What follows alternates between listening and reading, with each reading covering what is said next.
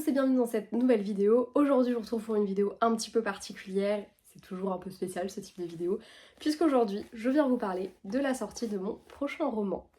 Il s'agit d'Another Sherwood Story Forgiveness, il sortira le 9 novembre et j'attendais d'avoir cette version non corrigée pour pouvoir vous en parler, cette version qui n'est pas destinée à la vente pour le coup, même si là il n'y a pas le petit boui-boui qui le spécifie, en l'occurrence c'est vraiment une version qui est pour moi, pour que je puisse ajuster la couverture, tout ça.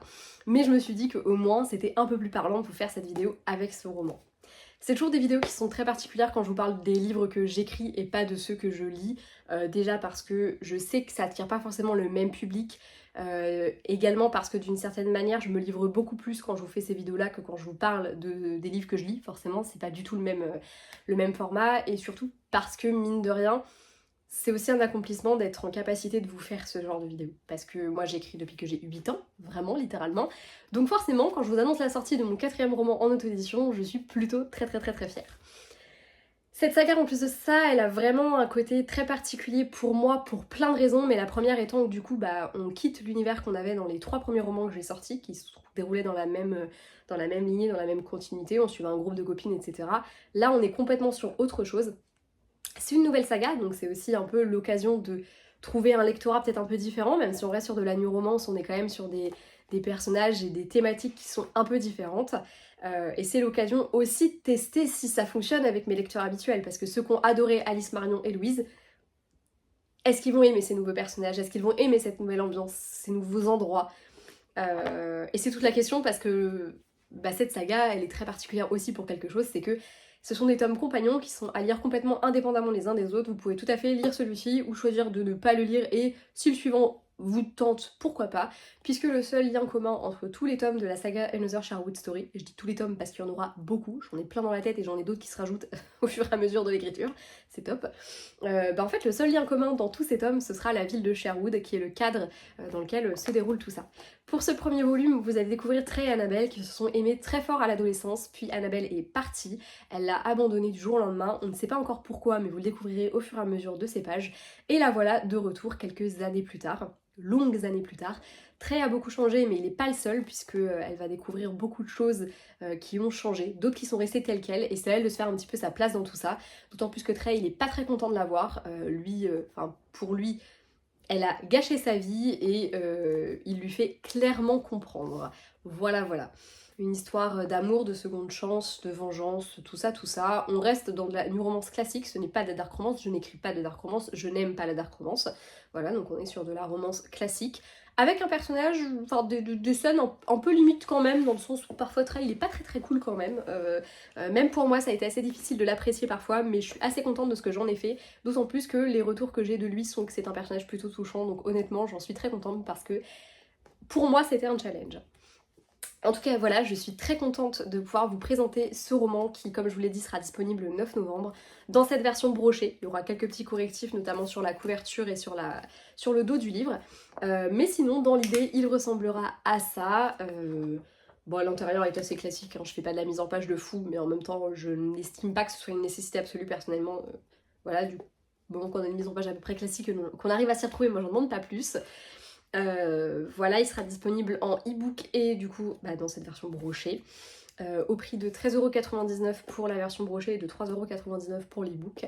Voilà, et il sera également disponible dans l'abonnement Kindle. L'e-book est d'ores et déjà précommandable sur Amazon. Je suis en train de réfléchir très sérieusement à ouvrir également une boutique en ligne sur mon site pour pouvoir le proposer ailleurs que sur Amazon, parce que je sais qu'il y a des gens qui n'aiment pas commander sur Amazon et je l'entends complètement, mais je sais aussi que du coup je passe à côté parfois de certaines ventes et ça m'emmerde, pour être 100% honnête avec vous. Donc je suis en train d'y réfléchir, faut que j'y réfléchisse sérieusement, mais aussi que je fasse les comptes pour voir si c'est possible, parce que c'est un investissement, donc il faut que ce soit rentable aussi et que ça fonctionne. D'ailleurs n'hésitez pas vous à me dire si en effet des fois ça vous freine les livres qui sont disponibles que sur Amazon. Voilà. Et puis écoutez, j'ai envie de dire longue vie à Forgiveness. J'espère vraiment qu'il aura le public qu'il mérite à mon sens, parce que pour le coup je suis assez fière de lui. Je suis assez fière de lui pour plein de raisons. Déjà parce qu'au moment où j'ai commencé l'écriture d'Another Sherwood Story, donc ce tome 1, Ça faisait un moment que j'étais en train de peiner sur le roman que j'étais en train d'écrire. C'est un roman que je pense j'ai commencé un peu trop vite. Je me suis vraiment lancée dans l'écriture de cet autre roman euh, pas au bon moment, puisque déjà j'ai choisi de l'écrire, on était en novembre, je travaillais encore dans le commerce jusqu'à il y a très peu de temps, donc laissez-moi vous dire que novembre, décembre, c'est tout sauf des périodes tranquilles dans le commerce, voilà, surtout quand tu bosses dans librairie, enfin c'est vraiment genre les grosses périodes de l'année, c'est là et septembre, donc voilà, très mauvais timing. Ça a été pénible ce long moment. J'aurais pas dû m'y mettre à ce moment-là et je pense que du coup j'ai eu un moment, un premier élan où ça commençait, c'était cool. Après il y a eu un gros ralentissement pendant les 2 mois de gros rush. Et après quand j'ai voulu m'y remettre c'était compliqué, j'aimais pas ce que je faisais et en fait je suis arrivée à un stade où vraiment je devais prendre sur moi quand j'ouvrais mon document pour écrire. Et quand on arrive à ce stade-là, c'est qu'il y a un truc qui cloche et que ton récit ça va pas. Du coup, j'ai fini par tout lâcher, j'ai fini par tout arrêter, par prendre la décision. Ça n'a pas été facile, j'ai mis du temps parce que j'arrivais vraiment, je vais pas dire à la fin, mais quasiment, je sais pas, il me restait peut-être 5-6 chapitres à écrire. Il me restait moins de 10, ça c'est certain. Donc ça veut dire que j'avais écrit quand même une grosse partie du livre. Et déjà, j'étais pas satisfaite du découpage, j'étais pas satisfaite de ce que j'avais écrit, j'étais pas satisfaite d'où est-ce que j'allais, j'étais pas satisfaite parce que je devais refaire des recherches pendant l'écriture parce que j'avais pas assez travaillé mon truc. Et moi, je suis une architecte un peu carrée sur certains trucs. Je suis pas sur beaucoup de choses, mais dans l'écriture, j'ai vraiment besoin que ce soit carré et que quand je me lance dans une session, j'aime savoir où je vais. J'aime savoir, enfin voilà, je fais toutes mes recherches en amont et là j'avais pas assez approfondi certains trucs, ça se ressentait. Bref, il y avait rien qui allait. Et du coup, je suis arrivée à un stade où je me suis dit non mais là c'est pas possible, je prends pas de plaisir à écrire. Et je ressentais le besoin d'écrire, j'avais besoin d'écrire et en fait très rapidement, il s'est imposé à moi. Ça fait très longtemps que j'ai dans la tête, c'est pas une histoire qui sort de nulle part complètement. Et d'ailleurs, si vous me suivez sur Instagram, je vous ai un petit peu parlé de la genèse un petit peu de ce récit, donc, sur lequel je vais revenir dans quelques instants. Mais du coup, déjà, pour me sortir de cette espèce de panne d'écriture, j'ai écrit des nouvelles dans l'univers de Coup de Soleil et Petits Secrets parce que j'aimerais sortir une intégrale. Je ne sais pas quand est-ce qu'elle verra le jour parce que c'est de l'investissement de temps, d'énergie et potentiellement d'argent pour en faire ce que je voudrais. Donc pour l'instant, c'est pas du tout au goût du jour, mais si vous avez aimé Coup de Soleil et Petits Secrets, n'hésitez pas à me booster et à me dire allez vas-y meuf, go. Parce que du coup, ouais, j'ai prévu une intégrale qui réunit les 3 tomes plus les 3 nouvelles que j'ai écrites et qui m'ont aidé à remettre le pied à l'étrier et à me dire vas-y go. Franchement go, ça te fait du bien là d'écrire, continue. Et du coup, je me suis lancée juste après les nouvelles dans ce petit bébé. Et franchement, ça s'est plutôt très bien passé puisqu'en à peu près 2 mois de temps, j'avais terminé l'écriture. J'ai écrit quasiment un chapitre par jour. Il n'a pas vu le jour là tout de suite maintenant. Il aurait pu être déjà sorti parce qu'il est fini depuis un moment, mais comme j'ai fait les choses bien pour une fois, voilà, j'ai choisi une date de sortie qui était éloignée dans le temps pour me laisser le temps de travailler dessus, pour laisser le temps à ma correctrice de travailler dessus et pour me laisser le temps de tout faire bien. Je pense que c'est celui où franchement j'ai le plus abouti mon travail à moi en tant qu'éditrice, puisque je m'auto-édite, donc voilà, j'écris et j'édite. Même en tant que community manager de ma propre personne, j'essaye de vraiment essayer de faire les choses vraiment bien pour celui-ci. Et c'est ce qui fait aussi que je suis assez fière parce que je trouve que pour le coup j'ai vraiment bossé sur ce livre, mais j'ai aussi beaucoup bossé sur tout l'à côté en fait. Et je trouve que c'est sur ça que je suis le plus fière. Voilà, les premiers retours que j'ai eus par des blogueuses, chroniqueuses diverses et variées me touchent énormément. J'en ai déjà eu une qui m'a dit que c'était un de ses coups de cœur de l'année, donc très émue parce que je m'y attendais pas. Que j'ai d'ailleurs fait pleurer alors qu'elle ne pleure pas quand elle lit, donc je me dis bon ok, très bien, c'est touchant de ouf. Et même les autres retours que j'ai eus sont globalement positifs, donc je suis très contente. Enfin de toute façon ils sont tous positifs pour l'instant ceux que j'ai eus, donc je vais pas dire globalement, ils sont tous positifs et c'est cool.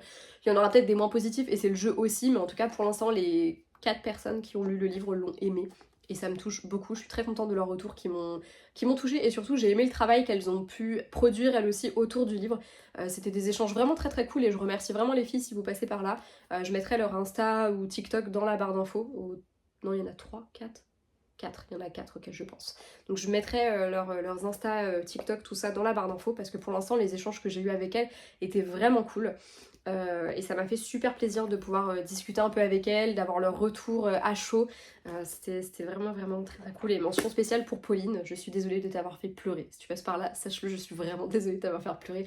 Et en même temps c'est un petit kiff dans ma vie d'autrice parce que je crois que ça arrive vraiment pas souvent, donc je suis très contente. Je fais pas d'histoire larmoyante, donc forcément les gens ne chialent pas.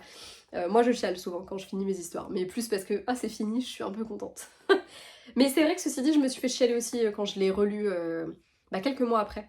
Quand j'ai fini ma relecture, je crois que j'ai attendu un mois, j'ai laissé le texte reposer un mois avant de me relire. Et quand j'ai fini la relecture, j'avoue, j'ai chialé. Voilà. Donc je sais pas si c'est parce que ça m'a émue ou juste parce que j'étais émue d'avoir terminé ce roman, mais voilà. Bref. Pour revenir un petit peu sur la genèse de ce texte, Another Sherwood Story, c'est très particulier parce que je ne sais pas si vous connaissez les roleplays d'écriture, mais moi pendant un long moment de ma vie, ça a fait partie de mon quotidien. Les roleplays d'écriture, c'est des trucs que vous pouvez retrouver, notamment moi j'y jouais beaucoup sur Facebook, mais sinon ça peut être également sur des forums, sur Skyblog à l'époque de Skyblog. Et c'était tout simplement des jeux de rôle qui se faisaient à l'écrit, où on créait un personnage dans un contexte donné, et on jouait ce personnage dans ce contexte donné. Voilà, pour un peu essayer de schématiser tout ça. Et Sherwood, à la base, c'est un RPG dans lequel j'ai joué pendant plusieurs années, que j'ai adoré, vraiment adoré, et qui m'a beaucoup apporté. Les RPG de manière générale m'ont beaucoup apporté. Ça a été aussi un moment où j'écrivais plus du tout de romans en fait, parce que l'écriture RPG n'est pas du tout la même que celle en roman, puisque on va interagir avec d'autres joueurs, donc forcément t'écris en ayant l'attente de l'écriture de l'autre en face. C'est parfois très frustrant parce que des fois tu crées un personnage en lui imaginant une histoire et tu ne peux pas aller au bout de cette histoire, et c'est pour ça que j'ai créé Another Sherwood Story. La ville de Sherwood qui est dedans, elle n'a pas été créée que par moi, elle a été créée par des personnes qui ont créé le RPG Sherwood.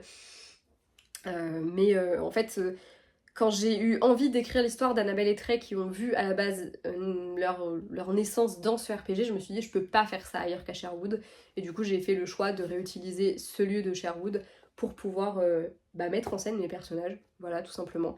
Et tous les personnages que vous verrez au cours de cette saga, c'est que des personnages qui à un moment donné ou à un autre ont vu le jour dans le cadre d'un RPG. Soit ils ont été joués, soit c'est des personnages que j'ai créés, que j'ai jamais eu l'occasion de jouer, ou que sais-je encore. Mais voilà. Annabelle, c'est la première héroïne que j'ai créée pour le RPG Sherwood, et l'héroïne du tome 2 que vous découvrirez si tout va bien, j'espère au mois d'avril, normalement. C'est le personnage que j'ai joué le plus longtemps à Sherwood, mais elle, j'ai complètement modifié son histoire, ça n'a rien à voir. Annabelle, c'est c'est clairement telle qu'elle a été jouée, vraiment.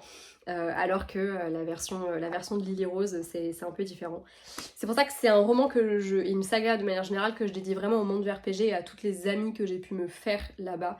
Je le dédie aussi surtout et vraiment beaucoup aux 3 créatrices du RPG Sherwood, dans lequel je me suis vraiment épanouie pendant un temps. Voilà, il n'existe plus aujourd'hui et c'est malheureux, mais voilà, je tiens à les remercier pour... déjà pour avoir créé Sherwood, parce que c'était un lieu de vie vraiment cool pour le coup, et c'est ce que j'ai essayé de retranscrire là-dedans, et j'espère que ça marchera. Voilà, en tout cas, voilà. Cette saga, c'est ma lettre d'amour au RPG, qui m'ont, je pense, beaucoup aidé à une période où c'était pas toujours facile, et aux amis notamment que je me suis faite dedans. Et je pense notamment à Giovanna, le jour où je fais cette vidéo, la veille c'était son anniversaire, donc je pense très fort à elle parce qu'il y a 10 ans de ça, j'allais à son anniversaire, j'allais à ses 20 ans, et ça me touche un peu beaucoup de me dire que ça fait plus de 10 ans aujourd'hui qu'on se côtoie.